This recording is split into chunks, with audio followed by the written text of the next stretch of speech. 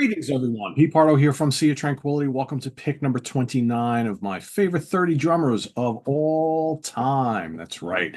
We're taking a look at those guys who do this across all genres, counting down our favorite 30. A lot of great drummers in music history, right? So many, but we're picking out our favorites here.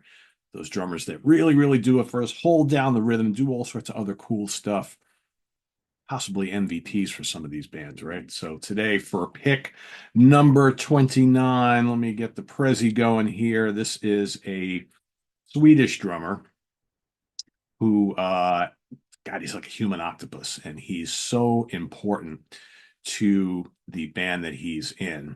Once I show who he is, you'll probably agree. And he has been the backbone for this band now since the late 80s. And let me bring to the stage here the all important, all amazing Mr. Tomas Haake from Meshuggah. God, that Prezi picture is quite big. There we go.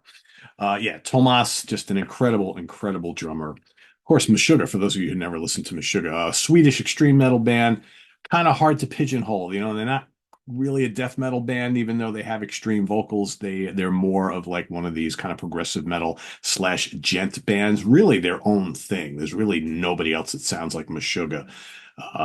Very much steeped in this stop-start staccato type of metal with loads and loads of polyrhythms and just tons of bottom end of which Martin, the guitar player, and of course Tomas, the drummer, have a lot to do with in this particular band. But yeah, just incredible, incredible musicianship in this group and heavy hitting. Again, maybe not for everybody because their music is fairly extreme, but like I said, they're not really a death metal band, even though they have like the kind of like the barking style vocals. But yeah, musically just so out there and such an influential band on the scene. So let's talk about the albums that I'm going to pick for Mr. Tomas here, Mr. Hake. So I'm going to go all the way back to one of their earlier records, which still to this day a lot of people cite as perhaps their favorites from 1995: Destroy, Erase, Improve. This is really they had some stuff out before this, but really this is the album that everything kind of gelled.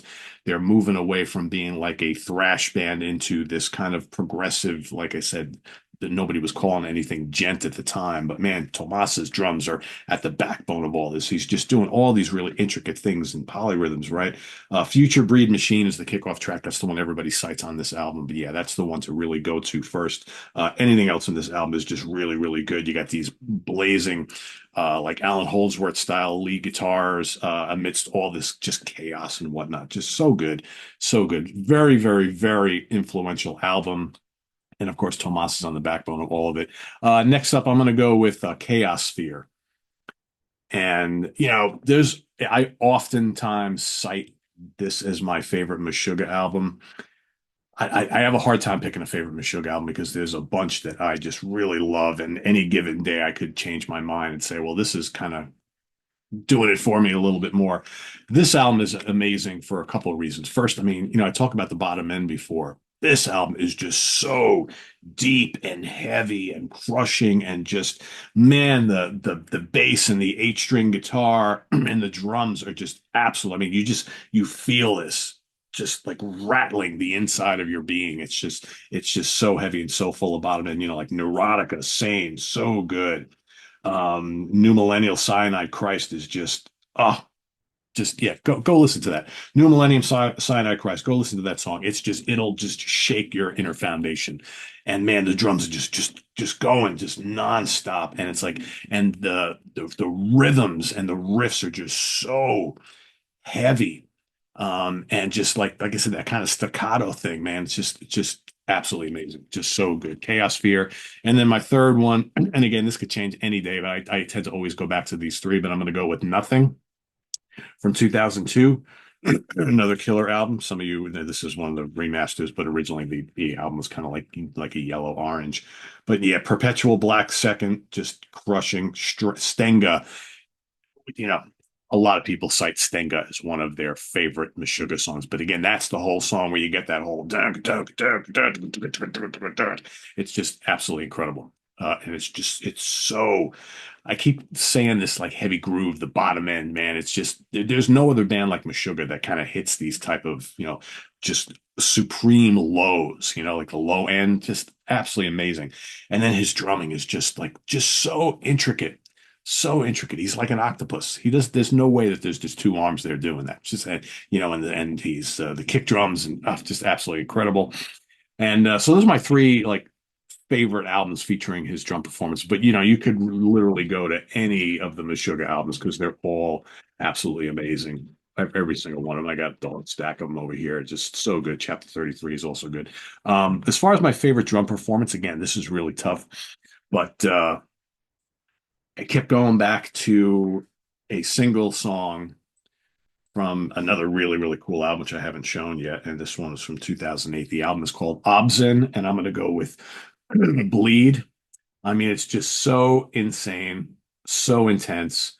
It's like a 5 minute long, just over a 5 minute long song. And he doesn't let up for the entire time, just doing all this really intricate stuff. Again, the riffs are just kind of like just and the song doesn't like change much throughout its runtime, but it's just amazing that a band and specifically a drummer can keep up this intensity and the footwork that he's doing. I mean, it's just like he's just got all these things going on. Like I said, the fact that he's just got the two arms and the two legs, you think, well, there's got to be more than that. Is there multiple guys playing these parts? No, it's just him.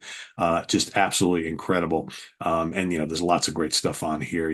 Combustion kicks it off is really good, but the title track is great. But yeah, Bleed is like, and just absolutely amazing, amazing drum display. I had to pick that. So yeah, that is my pick for today. Tomas Haake from Meshuggah. Let us know what you think of Tomas down in the comments below. If you've never listened to any of the Meshuggah stuff, but you want to hear a really, really, really kick-ass drummer in like a context that's just different than anybody else, I urge you to go check some of this stuff out that I mentioned today. But more importantly, list your pick for today. Pick number 29 down in the comments below, and we'll see you tomorrow for number 28 as we count down our favorite 30 drummers of all time. We march our way to the end of November for pick number one. Till then, visit us on the web at www.seatranquility.org. We're on Facebook, we're on YouTube all together all the damn time. Please subscribe if you haven't already and click on that notification bell so you get alert of all of our content as a post. And please do hit the like button before you leave. Also, down below, we got the links to our Ko-Fi page for channel donations, our merch page, and our Cameo page. Thank you in advance for all your support there. We've also got Sea Tranquility membership options. That's coming up. That's also down below. You got the join button there. So we'll see you soon here with more stuff, right? We got the UK connection coming up tonight. I'm trying to remember like what day of the week it is and what do we got. It's crazy. Yeah, the UK connection is later on today, so be on the lookout for that this afternoon. And tomorrow, ranking the albums, I will be ranking the albums of UK prog / hard rock band Babe Ruth. No, not the Babe Ruth, the slugger from the Yankees, the Babe Ruth band, the UK band. That's coming up tomorrow.